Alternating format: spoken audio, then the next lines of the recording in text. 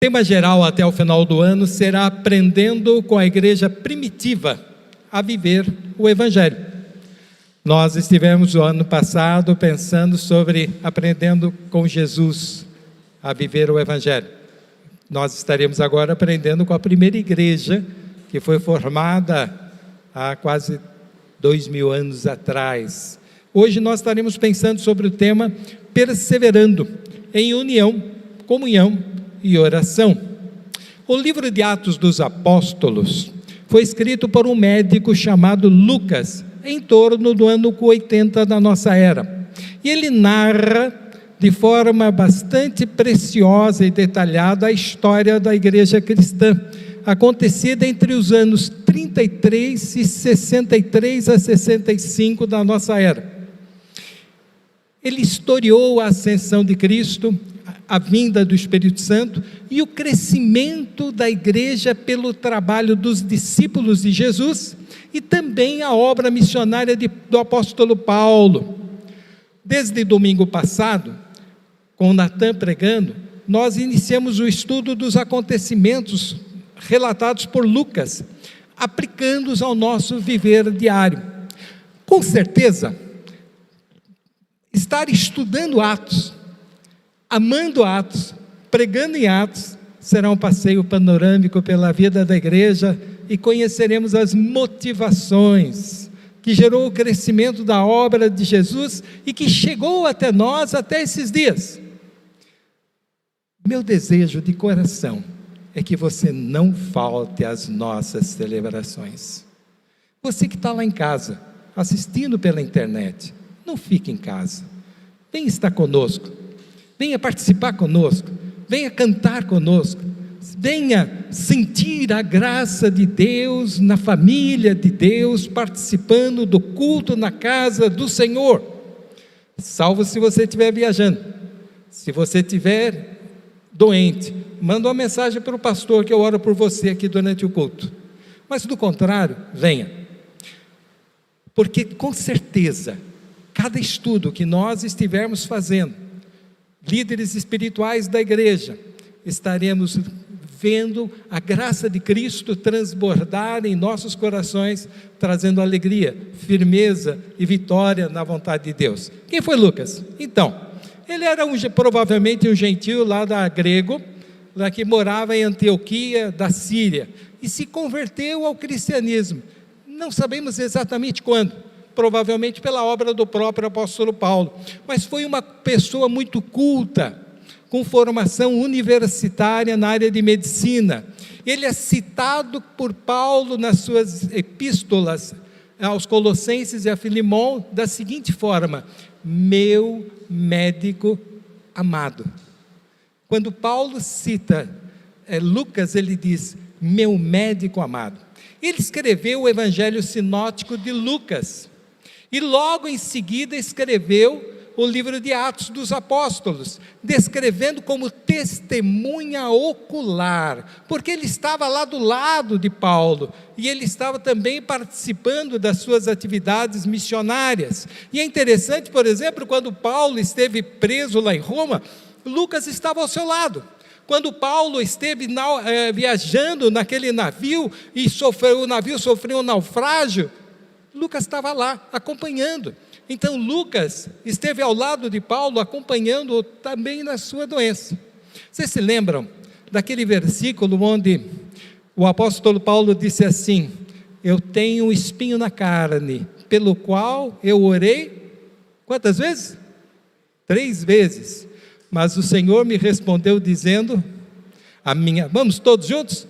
A minha graça te basta, porque o meu poder se aperfeiçoa na fraqueza, a minha graça te basta. Quem é que estava ao lado dele nesse momento para consolá-lo e para ajudá-lo fisicamente? Provavelmente era Lucas. Então, pela sua vida como historiador obcecado pela verdade, sua participação pessoal, ocular, no crescimento da igreja primitiva, nós podemos dizer que Lucas, um jovem de aproximadamente 40 anos, foi uma pessoa sábia, capacitada e muito habilidosa, porque ele tinha no coração o fervor da devoção pelo Evangelho de Cristo. Conta a história que ele viveu até os 84 anos. Ou seja, ele vivenciou a igreja primitiva por muitos e muitos anos. Estudo de hoje.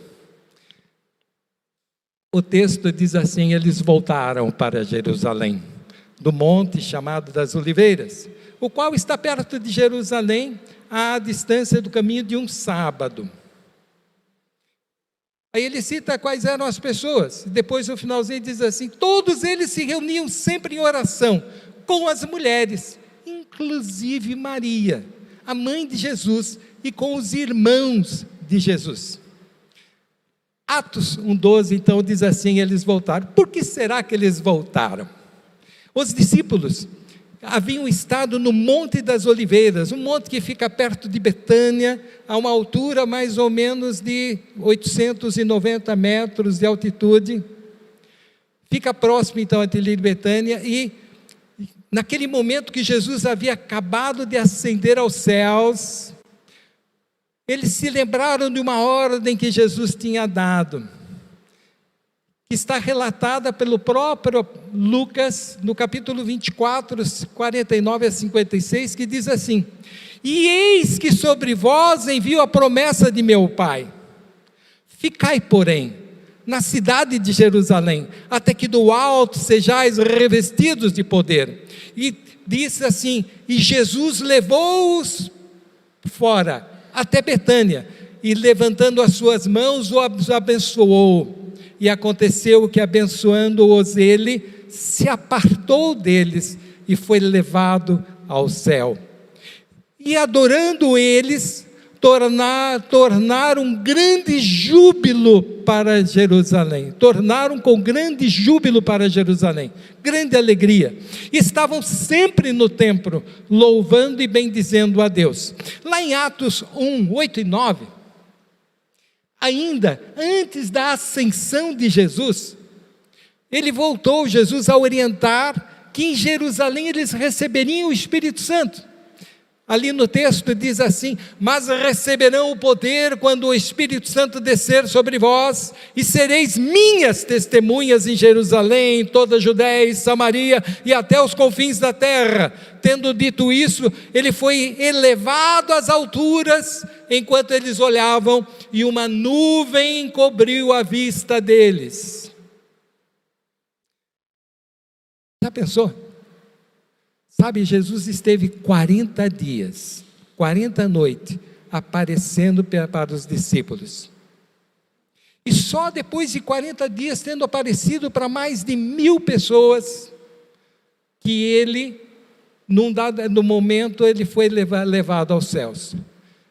Li alguns anos atrás o livro de um escritor, que ele era um jornalista criminalista, e ele era um ateu fervoroso. E ele escrevia crônicas em vários jornais dizendo: Deus não existe. E um dia ele foi desafiado a provar que Deus não existe. E Jesus era uma lenda, era uma narrativa. E ele começou a ler a palavra de Deus. E ele leu, e ele leu. Um dia sua esposa, os dois estavam vivendo uma crise matrimonial, e ela foi convidada a ir a um culto, a uma reunião, uma célula, e ela foi, e ali ela conheceu o amor de Cristo. Mas ele ficou revoltado com ela, porque ele era ateu, e ele continuou lendo os evangelhos, lendo Atos. Depois de quase 2 anos analisando criminalmente, jornalisticamente, os livros da Bíblia Sagrada, ele chegou à conclusão que Jesus de fato morreu e ressuscitou. E ele leu tudo o que ele pôde na área externa da literatura bíblica, e ele chegou a essa conclusão. E aí ele escreveu 2 ou 3 livros dizendo: Deus existe, Jesus é o Filho de Deus, Jesus morreu e ressuscitou, e ele vivo está. Hoje ele é um dos conferencistas nos Estados Unidos. Jesus está vivo, E a primeira lição que nós encontramos aqui, quando olhamos para aquele grupo, e Jesus disse para eles: olha, voltem para Jerusalém, e ali esperem. E eles voltaram à vida cotidiana, mas não deixaram de lado a própria vontade de Deus. É interessante que a palavra diz que eles seguiram no caminho do sábado. Acho que você ficou curioso. Por que será que a Bíblia diz seguiram no caminho do sábado? Porque no caminho do sábado havia uma lei mosaica, lá em Êxodo 16, 29, que dizia o seguinte, que enquanto aqueles israelitas andavam pelo deserto pelos 40 anos, Deus ele lhes dava alimentação, o pão nosso de cada dia, que era o maná. E também as codornizes. E Deus dava maná e codornizes no deserto. E há um versículo que diz assim: vede, porquanto o Senhor vos deu o sábado. Portanto, Ele no sexto dia vos dará pão para 2 dias. Cada um fique no seu lugar. Ninguém saia do seu lugar no 7º dia. O que Deus estava dizendo para ele? Fica quieto em casa. Coma o pão de ontem, hoje, mas não faça nada, descanse no sábado. Só que passou um tempo, passaram alguns anos, e já agora, séculos depois, os fariseus reinterpretando a Bíblia, criaram regras para o sábado, e só para o sábado haviam dos teólogos aqui, quem pode me responder? 900 regras, só sobre o sábado. E aí eles reinterpretando a palavra e disseram assim: esse mandamento pode ser feito assim, no sábado, como a gente tem rebanhos, e os rebanhos precisam serem cuidados, e nós temos que ir lá buscar as ovelhas, trazer as ovelhas, cortar o feno, entregar a comida para os rebanhos, a gente define o seguinte: 1 quilômetro está bom, você pode andar até 1 quilômetro, para fazer aquilo que você precisa. Era assim que era a lei rabínica. E por isso aparece lá no texto, no percurso de um sábado, ou seja, eles estavam próximos a 1000 metros de onde eles se reuniam, né? Então os rabinos adaptaram a prática da lei. Uma das coisas mais belas da palavra de Deus é que Deus diz que nós precisamos aprender a obedecer e viver o Evangelho de Cristo. Mas nós vivemos dias em que a obediência aos ensinos da palavra de Deus está sendo relativizada. Notem bem, os erros do judaísmo que relativizaram os ensinos da Bíblia para adaptá-los a seus interesses pessoais, inclusive financeiros, hoje naturalmente fazem parte da igreja contemporânea. Quando a gente olha a história, vamos voltar para o primeiro rei de Israel. Qual era o nome dele? Saul. Lá em 1 Samuel 15, 1 a 11, o profeta Samuel, Deus manda ele ordenar o rei Saul como rei, e Deus dá uma ordem para Saul, primeira ordem que ele tinha, e ele tinha que cumpri-la com fidelidade. Deus disse para Saul: Saul, tem um povo aqui chamado Amaleque, é uma cidade de Amaleque, e você tem que ir lá com os seus soldados e exterminá-los por completo, não pode sobrar ninguém, e nenhum animal. Sabe o que Saul fez? Acabou de ser ordenado, recebeu a bênção de Samuel, ele foi, mas ele encontrou lá os queneus, que se você ler o Pentateuco, você vai notar que os queneus depois brigaram, lutavam contra os israelitas. Eles encontraram lá os queneus, e ele disse: podem ir embora, e mandou os queneus embora. Aí, tinha um rei chamado Agag,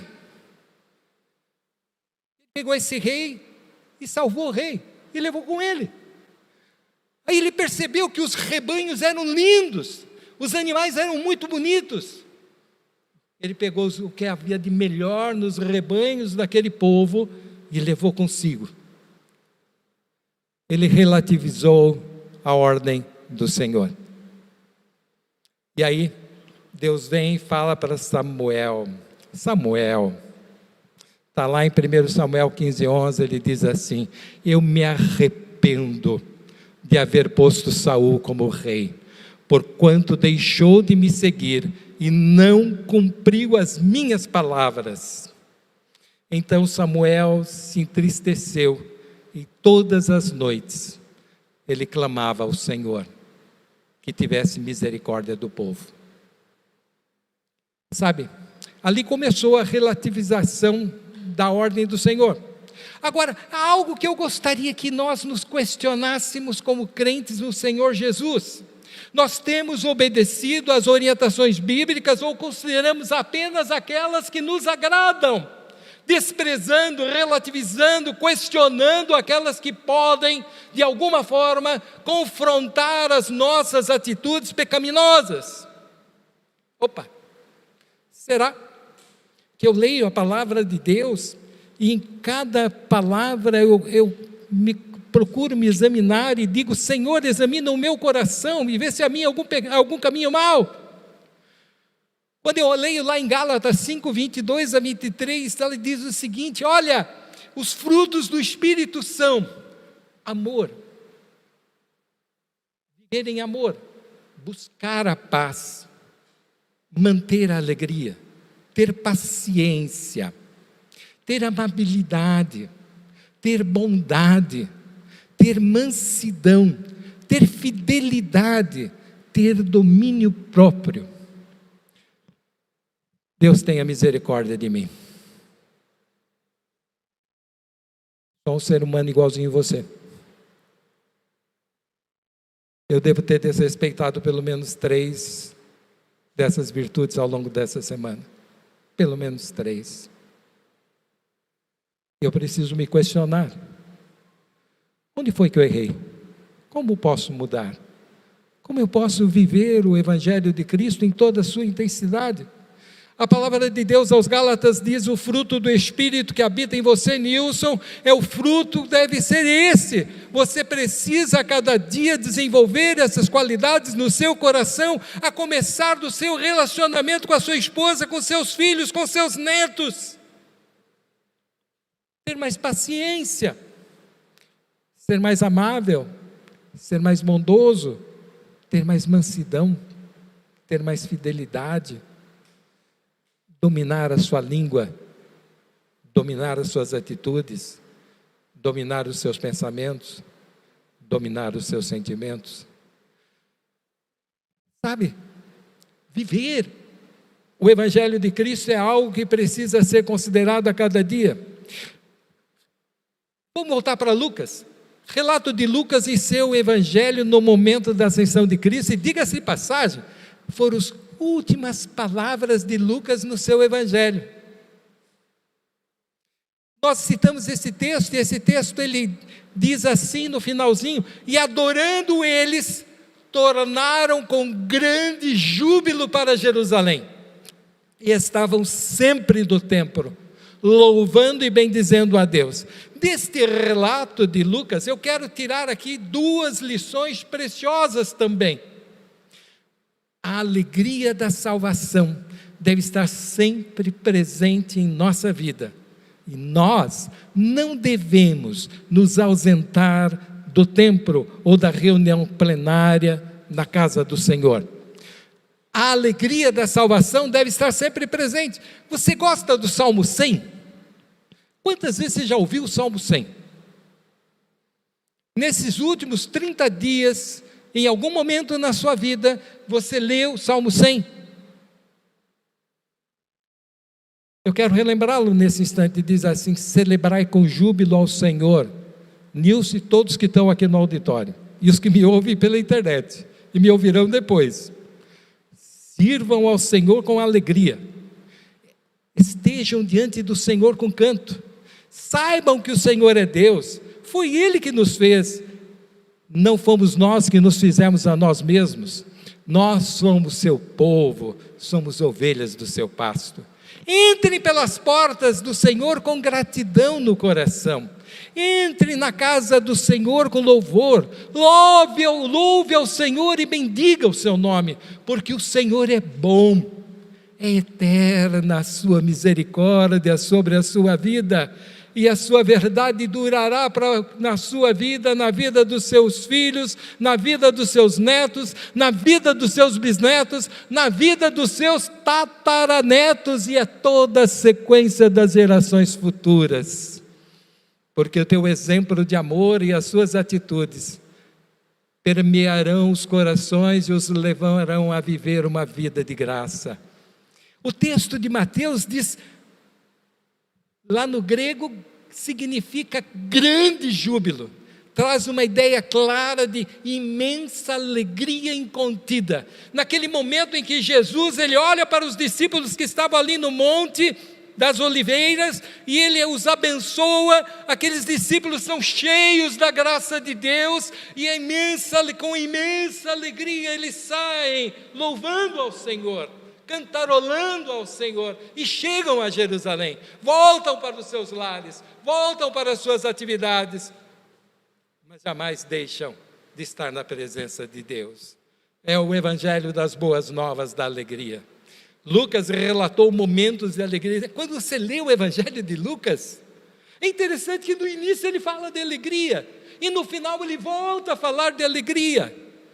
Quando você lê Lucas, lá em capítulo 2, 8 a 11, fala do nascimento de Jesus, e diz assim: ora, naquela mesma comarca haviam pastores que estavam no campo e guardavam durante as vigílias da noite o seu rebanho, e eis que o anjo do Senhor veio sobre eles, e a glória do Senhor os cercou de resplendor, e tiveram grande temor. E o anjo lhes disse: não tenham medo, pois eis aqui vos trago novas de grande alegria, que será para todo o povo, pois na cidade de Davi vos nasceu hoje o Salvador, que é Cristo o Senhor. Ali ele está dizendo o seguinte: Jesus veio para trazer alegria ao seu coração, vivam essa alegria. E após a ascensão de Jesus, ele escreve essas palavras finais no seu livro, ele diz assim: e eles adorando-os, tornaram com alegria inigualável para Jerusalém, e estavam sempre no templo, louvando e bendizendo a Deus. E ele termina dizendo: amém. A paixão pelas almas incendiou o coração daqueles apóstolos.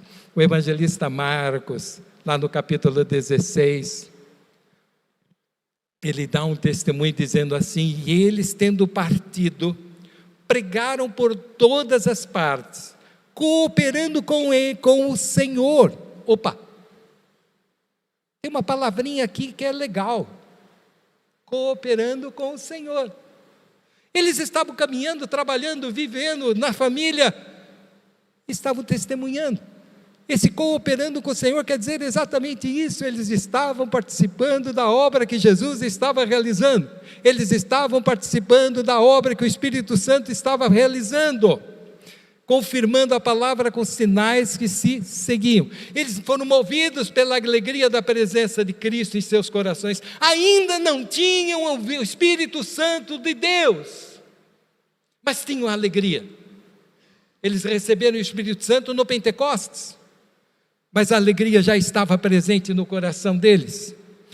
Não devemos nos ausentar da comunhão dos cultos. Estavam sempre no templo, louvando e bendizendo a Deus. Voltaram à vida normal, mas jamais deixaram a presença do Senhor. O autor aos Hebreus, capítulo 10, 25, ele diz assim: não deixando a nossa congregação, como é costume de alguns, antes admoestando-nos uns aos outros, e tanto mais, quanto vedes que vai se aproximando aquele dia. Atos 1,13, diz assim: e quando entraram, subiram ao cenáculo, onde estavam ali presentes, participando periodicamente os discípulos. Este versículo nos mostra que nós devemos estar sempre juntos em harmonia. A palavra que é utilizada na maioria das versões é permanecendo. Eles estavam hospedados, algumas traduções dizem, só que lá no grego significa, aquela palavra usada como hospedados é permanecendo juntos, estando juntos harmonicamente.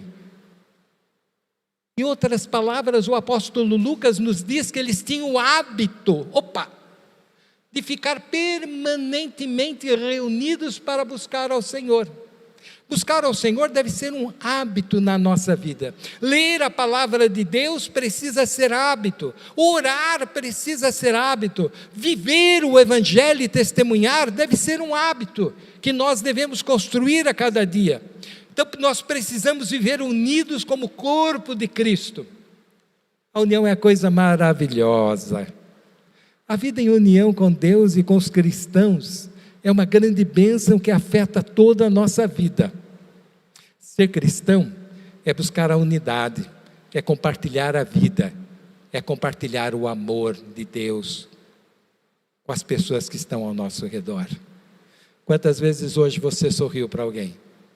No seu lar, quando você acordou de manhã, você deu um sorriso para quem estava do teu lado e pôde dizer assim: olha, ainda que com o olhar, eu te amo. Pode compartilhar com seus filhos. Nós estávamos chegando em casa e a filha de Portugal já estava lá, já estava lá buzinando para já falar conosco. Que gostoso. Eu preciso aprender a viver a vida em harmonia, não em delicadeza, não em atitudes hostis, mas com sorriso, com paciência, com ouvidos atentos. Ser cristão é buscar unidade, é compartilhar vida, é compartilhar amor. Juntos como discípulos de Jesus, nós somos edificados, encorajados e até mesmo exortados sobre a orientação do Espírito Santo, termos uma vida transformada à imagem de Cristo. Nós precisamos viver isso a cada dia. Em algumas versões, o versículo 14 começa com a expressão assim: em comum acordo. O que significa isso? Com uma só mente, com harmonia de pensamento e sentimentos, com propósitos semelhantes. Isso tem que acontecer a partir do nosso próprio lar. Eu preciso ter uma mente com minha esposa, com meus filhos, com meus netos. Eu preciso estar em harmonia, pensando e sentindo com eles a vida. Eu preciso ter propósitos que tragam alegria, tragam paz, tragam comunhão, a partir do meu lar. E quando eu consigo viver assim, a graça de Cristo transborda naturalmente na minha vida, e eu sinto no transbordar da graça de Cristo a alegria da salvação. E como é gostoso buscar a comunhão, mas então é uma decisão pessoal. Tem alguém hoje aqui que levantou com o pé esquerdo? Você levanta com o direito ou esquerdo, Fabião? Com os dois. Você desce da cama com os dois. Tem dia que parece que você levanta com o pé esquerdo e a primeira oportunidade você dá logo um chutinho no outro, né? Uma cotovelada. Ou diz alguma palavra mais dura. Só que eu preciso aprender a viver uma vida de graça, no mesmo amor, na mesma fé, na mesma união, adorando a cada instante da minha vida um único e verdadeiro Deus. Por isso que 1 Coríntios 1,10, Paulo diz assim. Vocês conseguem ler? Leiam para mim então.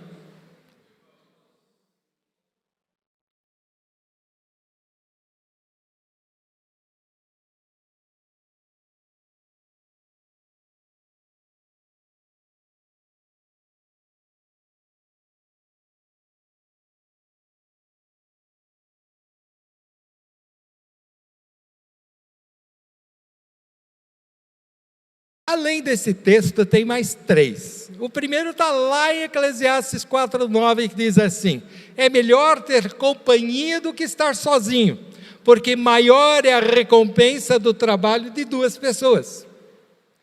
Tem outro texto que diz assim: a corda de 3 dobras não se quebra facilmente.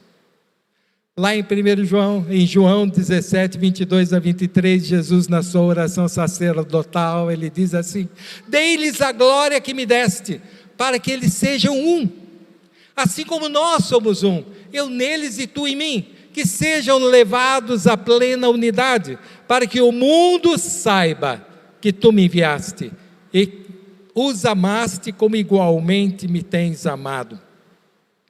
Efésios 4, 15 e 16 diz assim: antes, seguindo a verdade em amor, cresçamos em tudo, naquele que é a cabeça, Cristo. Dele, todo o corpo ajustado e unido pelo auxílio de todas as juntas, cresce e edifica-se a si mesmo em amor, na medida em que cada parte realiza a sua função. Isso começa no nosso lar. Cuidado com a rota do isolamento. Nós vivemos há poucos anos o isolamento produzido pela pandemia do coronavírus. Poderão vir outras pandemias, oxalá não cheguem tão cedo, mas poderão vir. As circunstâncias nos forçaram a adaptar nossos costumes, para que pudéssemos nos proteger do vírus que ameaçava nossas vidas e que infelizmente ceifou tantas vidas que nós amávamos. Nós aprendemos a celebrar cultos e a participar de reuniões não presenciais. O grande problema é que nos acostumamos a ficar na sala de casa.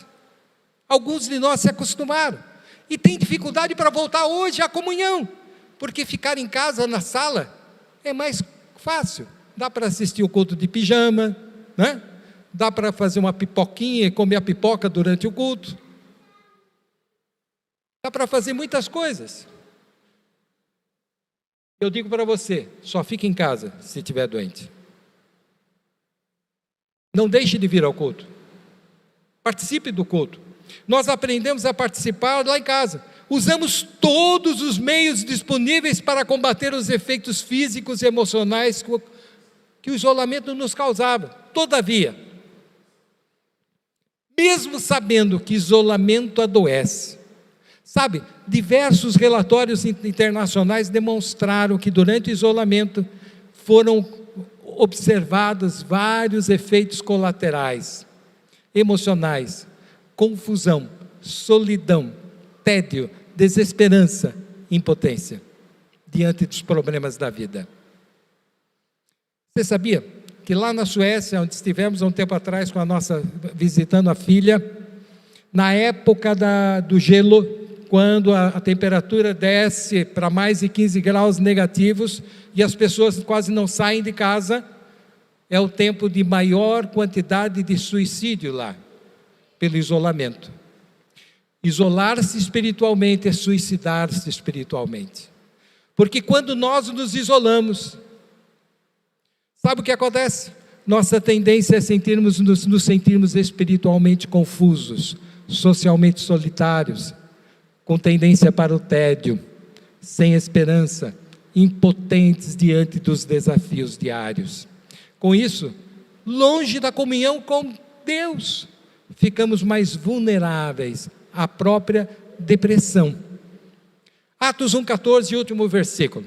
Todos esses perseveravam unanimemente em oração e súplicas com as mulheres e Maria, mãe de Jesus, e com seus irmãos. Esse versículo traz mais uma lição prática: perseverar na oração e súplica. Isso é possível. Se fosse tão fácil assim, quando Jesus estava lá no Getsemane, já estava quase sendo preso. Sabe o que aconteceu? Ele pegou Pedro, Tiago e... quem foi outro? João. Pedro, Tiago e João, os 3 amigos no peito de Jesus. 3 discípulos estavam sempre com ele. Foi lá para o Getsemane e disse para eles: a minha alma está cheia de tristeza até a morte. Ficai aqui e velem comigo, orem comigo. Jesus parou a orar, foi lá, olhou, estava um encostado no outro dormindo. Jesus voltou, continuou orando, voltou a segunda vez, estavam os 3 dormindo. Jesus voltou a orar, voltou a terceira vez, estavam os três dormindo. Nesse meio tempo Jesus diz: meu Pai, se é possível, passa de mim este cálice, todavia não seja como eu quero, mas como tu queres. E após a terceira vez ele diz para eles: então nem uma hora pudestes velar comigo, vigiai e orai, para que não entreis em tentação. Na verdade o espírito está pronto, mas a carne é fraca. Sabe, agora a situação é outra. Pedro, Tiago, João e outros 8 discípulos, mais as mulheres que estavam lá diante da cruz do Calvário, e mais Maria, e o texto diz, e mais os irmãos de Cristo Jesus. E há um texto que mostra que Jesus não era o único, havia pelo menos mais 5 ou 6, as mulheres, os irmãos, e os irmãos estavam lá. E diga-se de passagem que enquanto Jesus estava vivo, seus irmãos não creram, aparentemente não creram nele. Mas quando Jesus morreu e ressuscitou, Maria e seus filhos estavam ali orando, creram em Jesus ressurreto. E naquela hora, agora eles buscam com alegria a presença de Deus e esperam o cumprimento da promessa de Jesus. Suas vidas estavam depositadas nas mãos de Jesus, e ali Maria e os discípulos reuniam-se permanentemente, todos os dias, até que a promessa fosse realizada. Tem alguma oração que você tem orado, algum pedido que você tem feito e que Deus ainda não respondeu? Não importa aquilo que esteja trazendo impaciência no seu coração, continue orando, não desanime. E eu quero concluir. E gostaria que vocês concluíssem comigo, relembrando alguns pontos que são fundamentais. Quando nós olhamos para aqueles discípulos, quando olhamos para aquelas mulheres que estavam ali reunidas, nós vamos encontrar sentimentos que nortearam a vida dos cristãos primitivos. E nós vamos ver isso ao longo desse ano. Primeiro sentimento, alegria por servir a Jesus. Segundo sentimento, obediência à ordem de Cristo. Terceiro sentimento, confiança absoluta na ação de Deus. Quarto sentimento, submissão à vontade de Deus. Quinto sentimento, paciência na espera da resposta de Deus do Pentecostes. Concordância quanto à busca da devoção pessoal. Disciplina na oração e súplicas. Empatia na prática da oração. Em relação às dores de cada um. Solidariedade. Quanto às preocupações com o futuro. E por último, encorajamento mútuo na esperança em Cristo Jesus. Alegria, obediência, confiança, submissão, paciência, concordância, disciplina, empatia, solidariedade e encorajamento precisam estar presentes na igreja, na nossa vida, porque se isso não acontecer, nós seremos fadados ao fracasso espiritual, perderemos a graça da salvação no nosso coração, perderemos a alegria da presença de Cristo em nós. Amém? Vamos orar? Feche os teus olhos. Pai, o Senhor conduziu cada vida desde o momento que Jesus, aos seus 30 anos, começou a estar testemunhando da Tua graça, iniciando a pregação do Teu Evangelho. O Senhor o levou para a cruz, o Senhor o crucificou ali, o Senhor o ressuscitou, o Senhor fez com que Ele ascendesse aos céus, e ali Ele está agora corporalmente, como homem, como Deus. Mas o Senhor nos trouxe o Espírito Santo, e dele haveremos de falar posteriormente. E nós queremos, ó Deus, que o Senhor esteja trabalhando no nosso coração, para que nós tenhamos os sentimentos mais nobres, as atitudes mais nobres para edificar, para trazer comunhão, para muitas vezes perdoar, para em outras pedir perdão, mas sobretudo, Pai, para encorajar, para que a obra de Cristo Jesus seja realizada em nossas vidas. Pai, ao caminharmos para o término desta celebração, que é norteada pela Tua presença, onde nós Te adoramos de toda a nossa alma, nós Te pedimos, haja paz. Haja paz no nosso coração, haja paz na nossa cidade, haja paz no nosso estado, haja paz no nosso Brasil, haja paz no mundo, mas a começar do nosso mundo, a começar do nosso coração, a começar do nosso lar. Que a paz de Cristo, que excede todo o entendimento, seja sobre nós. Te pedimos, no nome do Senhor Jesus. Amém.